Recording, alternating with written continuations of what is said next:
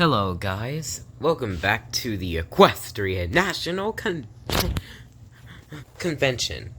Today, we've got an equestrian history lesson. The full version of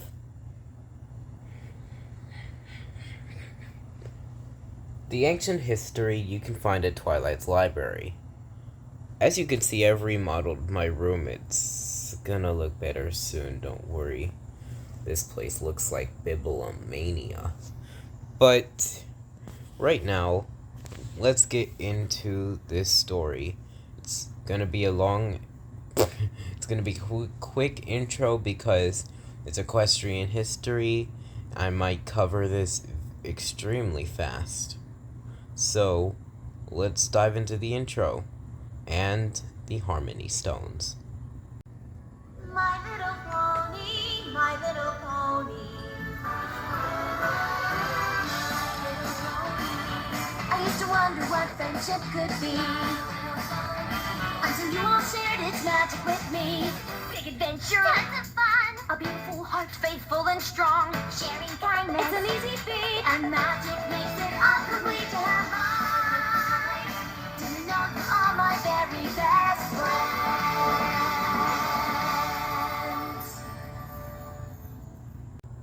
The Crystal Empire was founded by Princess Amore, which would be the first leader of the Crystal Empire. And according to the Journal of the Two Sisters, Celestia and Luna are crowned princesses, and then they'll meet Star Swirl the Bearded. Then the princesses begin keeping a journal. They will discover the Tree of Harmony. The Castle of the Two Sisters is built, and Princess Amore of the Crystal Ponies begins the tradition of the Crystal Fair.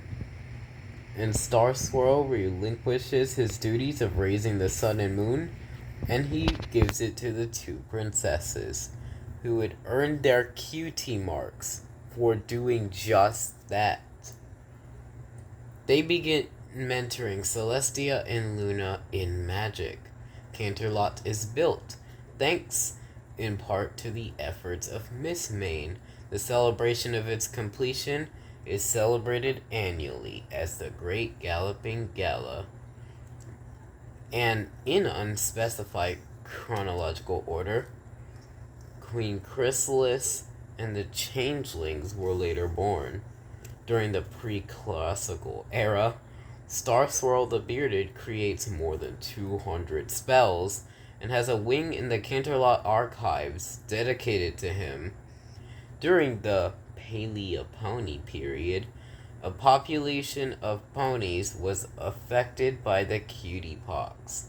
Random cutie marks appear all over ponies' bodies, causing them to uncontrollably perform the talents that come with them.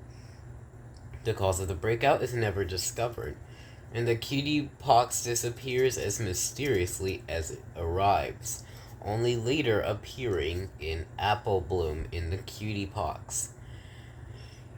An unnamed Earth Pony prince gives an Alicorn princess a love potion or poison, and invented Hearts and Hooves Day. Lord Tirek and Scorpon traveled to Equestria seeking to steal its magic. Scorpon, having come to appreciate the pony's ways, betrays Tirek to the princesses, and then Tirek is banished to Tartarus for his crimes. Rockhoof saves his village from a volcanic eruption, joins the mighty Helm, and helps a young Sharoof reunite with its mother. Flash Magnus uses his shield to fend off dragons, and he and the Royal Legion later save a village of griffins from the Dread Storm. Somnambula saves Prince Hysan and her home village from an evil sphinx and an enchanted snake. Mage Meadowbrook cured an outbreak of swamp fever in the Hayseed Swamps and travels across Equestria healing other sick ponies and towns. Then a group of sirens invade Equestria, causing disharmony between ponies with their singing. Stygian brings Rockhoof, Mistmane, Flash Magnus, Somnambula, the Mage Meadowbrook, and Star Swirl the Bearded together to stop them. The Pillars of Old Equestria. Star Swirl banishes the sirens to the human world, believing they will cause no harm there with their magic. Equestria girls.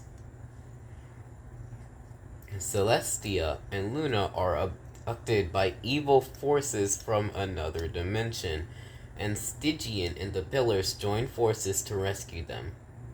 But then Stygian turns into the Pony of Shadows, and then the Pillars of Old Equestria were forced to imprison him, and then themselves in limbo. Before trapping themselves, the Pillars planted a seed infused with their magic that ended up growing into the Tree of Harmony. Discord and Cosmos rise to power and rule Equestria in an eternal state of unrest and unhappiness. Discord planted plunder seeds to drain the magic of the Tree of Harmony. Princess Celestia and Luna collects the elements of harmony from the tree, also known as the fruits of the tree, and use them to imprison Discord in stone.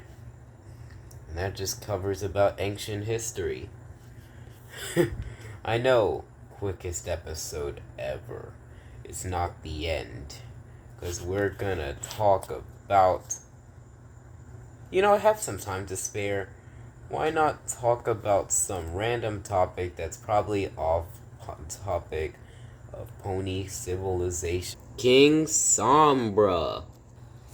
He used to be an Umbrum unicorn, the former tyrannical dictator of the Crystal Empire, and the main antagonist of the Season 3 premiere, the 9th premiere, and the IDW Comic 13th story arc in My Little Pony Transformers 2. The crossover. Princess Celestia tells Twilight Sparkle that he took over the Crystal Empire 1,000 years ago, but was banished to the frozen north. Before his banishment, King Sombra put a curse on the Crystal Empire, which made it vanish into thin air. When the Empire returns, so does Sombra, who attempts to retake it. He is defeated by Spike, Princess Cadance, and the Crystal Ponies used at the Crystal Heart. In the beginning of the end Part 1, Sombra is restored by Grogar to join him in an alliance with the other villains so they can conquer Equestria together and defeat Twilight and her friends once and for all, and destroy Equestria forever. However, Sombra tries to take over Equestria by himself, and despite being able to destroy the Tree of Harmony, the Elements of Harmony, and conquer both Ponyville and Canterlot, he is defeated. What do we expect? This is Hasbro Studios. In the comics and the Gameloft mobile game, after his defeat at the Crystal Empire, he returns again with help from Radiant Hope and eventually reforms. We've got a lot of work to do. He's a dark gray unicorn with a black spiky mane and tail, unlike regular unicorn horns, which match the pony's color and are straight and segmented. Sombra's horn is curved, smooth, sharp at the tip, and it gradients from dark gray to red. He has sharp teeth with 2 visible fangs, unlike other ponies, and green, when younger, irises. But most often, his otherwise white eyes appear green and have a purple mist emanating from them, which disappears both times he's attacked. He wears silver armor on his legs and neck, a crown with horn-like points on his head, and a red cape that covers his flank. When his flank is shown briefly in Celestia's flashback, he has no cutie mark that is blatantly visible. When he is turned to shadow in the flashback, only his head remained, and when he returns as an amorphous black cloud, only his eyes are visible at first. The alternate universe version of Sombra in the IDW Comics Reflection Stories has a neatly smooth mane and tail with blue streaks. His horn is a solid color and segmented like other unicorns, and he still has green irises instead of red. He wears a light blue crown with a yellow gem, matching shoes and collar, and a purple cape instead of a red one. After the alternate Sombra absorbs the evil from alternate Celestia and Luna, he closely resembles the original King Sombra. And why don't we stop here? Because this is the perfect time to stop here. I am crazy with my episodes. I might never do it. I might be running out of history, to be honest. Anyways, Twilight Sparkle, I'm just kidding. Okay, here are the end credits.